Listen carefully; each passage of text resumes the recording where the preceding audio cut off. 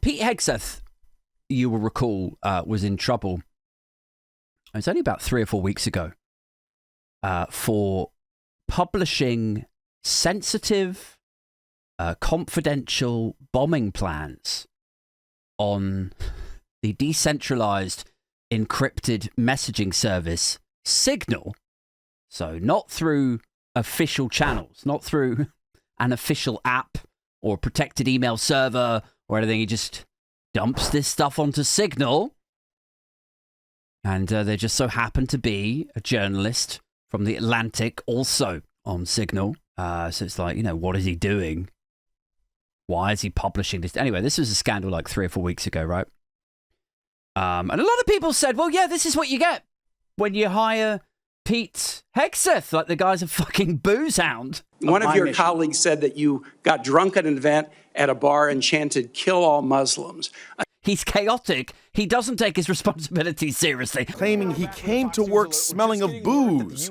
Two saying on more than a dozen occasions they smelled alcohol on Hegseth. You are an abuser of women, his mom wrote.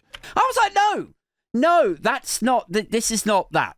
Okay, he's really good at his job. He's obviously very well suited to it. Because otherwise, how could you explain that he got that job? Right? How could you explain it? Pete Hegseth,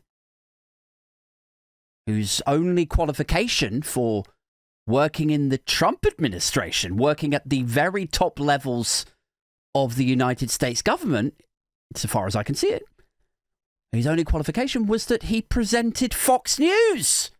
And he was nice to Donald. And presumably when they came off the sofas of Fox and Friends and Fox News Sunday and all the other shit that Donald Trump has guested on, presumably he was nice to him in the green room and flattering and bowed down and kissed the ring and sucked his dick and whatever else. I don't know. Like, that's his only qualification. But clearly I must have been mistaken. Clearly he must be very qualified. Because if there's one thing that the Trump administration do not like, it is giving people jobs based on some sort of box ticking exercise. They really don't like that shit, do they? They really, this is what the whole DEI thing was about, right? It was about, we've got to stop giving jobs to this person of color or that Chinese guy or this person of Mexican descent. It should be about who's best for the job, the best and the brightest. So how could you explain Pete Hegseth getting that role as Secretary of State for Defense unless he was amazing at it, unless he was obviously very well suited for the job. Anything less than that would mean that Donald Trump had made a mistake, right? And Donald Trump doesn't make mistakes. He knows exactly what he's doing. He only hires the best people for these jobs. So, on that basis, I think maybe he should be saddled with Pete Hegseth for the next 4 years. Because you don't make a mistake, do you, Donny? You don't. You hired the best and the brightest. You got rid of DEI. You can't just dish out jobs for the boys, or jobs for your mates, or jobs based on loyalty. It's got to be the best and the brightest. The best person for the job. Meritocracy. Pete Hegseth, Trump's Secretary of State for Defense, heading up the Pentagon. He was revealed this week to have released more sensitive information into another Signal chat, guys. Another one. Is this before or after the last one? Or is this just another one that got uncovered? I don't know the answer to that. If it's after, you got a real problem. If it's after, it's just like, what kind of a booze hat? It's almost impressive. It's almost inspiring to be that level of booze hound in a position of power and influence. And after the scandal, you just knock back the brandy like, you know what though, fuck it. Ah. Do the same thing again. Fight fire with fire, Hegseth. But if it's before, then it's like, well, but it's not great. I'm not defending Pete Hegseth. It's difficult to defend somebody who has that level of responsibility. And in his confirmation hearing, they said, they asked him a question about his drinking. And let me just preface this by saying, if you like a drink, fine. Go ahead. Enjoy it. You know, everyone loves a party.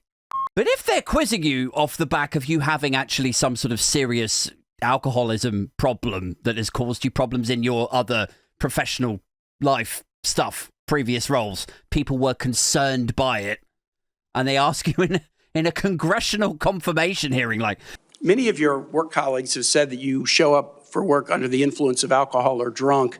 I know you've denied that, but you would agree with me, right, that if that was the case, that would be disqualifying for somebody to be Secretary of Defense. So, I mean, you're not gonna, like, drink on the job, though, right? You took co-workers to a strip club. You were drunk. You tried to dance with strippers. You had to be held off the stage, and one of your employees in that event filed a sexual harassment charge as a result of it. You're not going to sit behind your desk like knocking back whiskey when you might be asked to make a really important, consequential decision. You're going to, like, you could relax the drinking a bit. And his response was literally, I kid you not, I shit you not, his response was like, I'll stop drinking when the job requires me to stop drinking. Like, it was along those lines, wasn't it? It was like, I'll stop drinking when I need to, when I, like, he was so no fucks given. Senator, anonymous false charges. They're not anonymous. We have seen records with names attached to all of these, including the name of your own mother. About, like, I reckon he was drunk in the congressional confirmation hearing, because that is a kind of ballsy response. Like, it would have been all the better if he just, like, pulled out, like, the tumbler as he said it.